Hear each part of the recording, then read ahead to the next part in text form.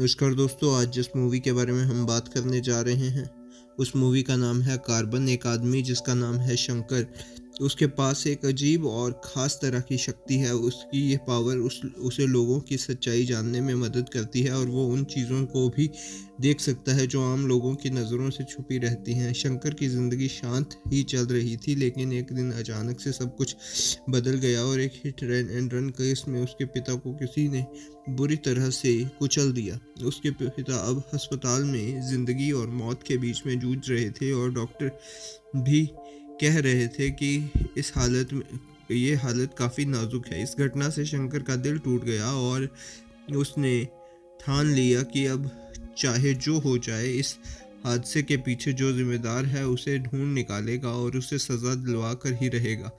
शंकर ने अपनी शक्ति का इस्तेमाल करना शुरू किया और धीरे धीरे उसे कुछ क्लूज मिलने लगे, जैसे कि वो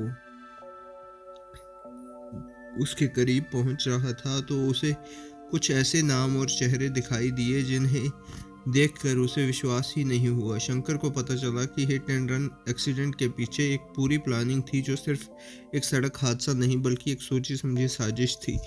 एक सबसे बड़ा झटका तो तब लगा जब मास्टरमाइंड और कोई नहीं बल्कि उसकी खुद की ही गर्लफ्रेंड सपना थी, और जिसे वो दिलो जान से चाहता था। सपना ने 4 और लोगों के साथ मिलकर एक गैंग बना रखा था। ये लोग अमीर या इन्फ्लुएंशियल मर्दों के पीछे मोहब्बत के जाल में फंसाते और उन्हें उनसे पैसा निकलवाते, और जब उनका काम हो जाता तो उन्हें मार डालते।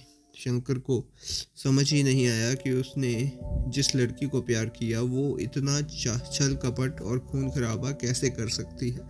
गुस्से से शंकर का दिल आग बन गया। उसने सोचा कि वो सपना को तुरंत ख़त्म कर देगा ताकि वो आगे किसी और की ज़िंदगी तबाह ना कर सके। दूसरी तरफ सपना भी शंकर को मारना चाहती थी, क्योंकि शंकर उसके प्लान्स में बड़ा रोड ब्लॉक बन गया था और अब उसे डर था कि शंकर सबूत लेकर पुलिस तक ना पहुंच जाए।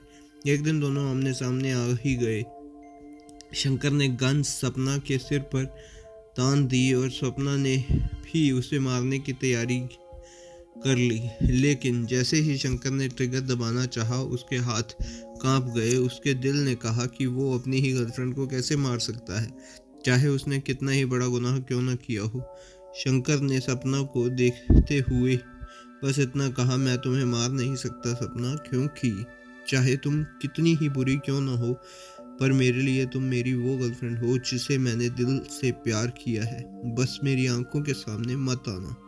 ये सुनकर सपना भी एकदम चौंक गई और उसने भीतर जो थोड़ा बहुत इंसानियत बची थी उसने उसे काट खाया। तभी सपना को अपने सब पाप और गलतियों का गहरा एहसास हुआ। उसे लगा कि पैसा और पावर के लिए उसने कितनी जिंदगियों को बर्बाद कर दिया और आज उसके अपने ही उसे इतना नफरत करने लगे हैं। सपना ने रोक कर शंकर से माफ़ी मांगी। शंकर तो बस चुप रहा और वहाँ से चला गया अपनी दर्द भरी यादों को लेकर। तो दोस्तों, ये मूवी थी काफ़ी अच्छी, आप देख सकते हैं। यार भाई साहब, जो ये फहाद फाजिल की जो एक्टिंग का लेवल है ना, वो अलग ही लेवल पर है, और जिस वे से वो जो स्क्रिप्टिंग उठाते हैं वो भी ज़बरदस्त है। वो चीज़ें सोची नहीं होती, तो उस वजह से वो देखने में मज़ा आता है। तो ये था मेरा रिव्यू। मैं मिलता हूँ आपको किसी और मूवी के रिव्यू के साथ, तब तक के लिए बाय।